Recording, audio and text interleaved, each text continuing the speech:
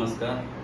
आज आम्ही ठाण्यामधील कासारवडवली या ठिकाणी मी दिव्यांग ह्युमन राईट फेडरेशनचा राष्ट्रीय अध्यक्ष प्राध्यापक भरत जाधव सर व त्याचप्रमाणे दिव्यांग ह्युमन राईट फेडरेशनचे सर्व पदाधिकारी आज आमच्या महिला अध्यक्ष ठाणे शहर सुमन पवार यांच्या घराचा गृहप्रवेश आम्ही फीत कापून केला व जी काही संस्कृती आहे महाराष्ट्राची त्या पद्धतीने सत्यनारायणाची पूजा आणि देवीची पूजा करण्यात आलेली आहे.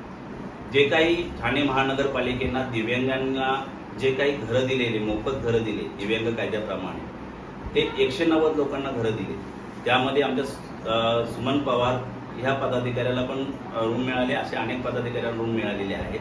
पण आमचं ठाणे महानगरपालिकेच्या आयुक्तांना आणि ठाणे महानगरपालिकेच्या प्रशासनाला विनंती आहे की अशा प्रकारे जे काही ठाण्यातील अजून जे काही दिव्यांग आहेत ह्या दिव्यांगांना लवकरात लवकर SRA असेल, कस्टर योजना असेल, BSUP योजना असेल, या ठिकाणी कंपल्सरी ठाणे महानगरपालिकेच्या हाती दिव्यांगांना घरं मोफत उपलब्ध करून द्यावे या कायद्याप्रमाणे, अशी आमची दिव्यांग ह्युमन राईट फेडरेशनची मागणी सातत्याने आहे. यासाठी आम्ही लढा मोठा उभा करणार आहोत. त्याचप्रमाणे 200 फुटाचं घर म्हणजे गाळा धंद्यासाठी सुद्धा उपलब्ध करून द्यावा अशी विनंती आम्ही करतोय.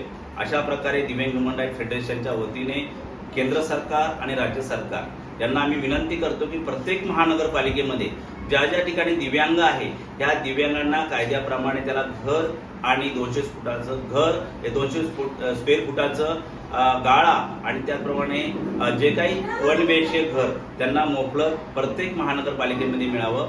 ग्रामपंचायत असेल, पंचायत समिती असेल, नगर परिषद असेल, या सगळ्या ठिकाणी प्रत्येक राज्यामध्ये प्रत्येक जिल्ह्यामध्ये देण्यात यावं अशी विनंती दिव्यांग ह्युमन राईट फेडरेशनच्या वतीने आज आम्ही करत आहोत.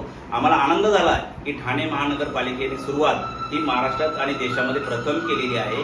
अशी सुरुवात प्रत्येक ठिकाणी व्हावी अशी विनंती माननीय पंतप्रधान नरेंद्र मोदी व त्याचप्रमाणे महाराष्ट्राचे मुख्यमंत्री देवेंद्र फडणवीस यांच्याकडे आम्ही दिव्यांग ह्युमन राईट फेडरेशनच्या वतीने करत आहोत. नाहीतर आम्हाला मोठ्या प्रमाणावरती आंदोलन करावं लागेल, सत्याग्रह करावं लागेल. कारण दिव्यांगांचा कायदा हा अंमलात प्रत्येक राज्यात, प्रत्येक जिल्ह्यात आणि प्रत्येक ठिकाणी झाला पाहिजे अशी अपेक्षा सर्व दिव्यांगांच्या वतीने आम्ही आज करत आहोत. धन्यवाद. जय हिंद, जय महाराष्ट्र.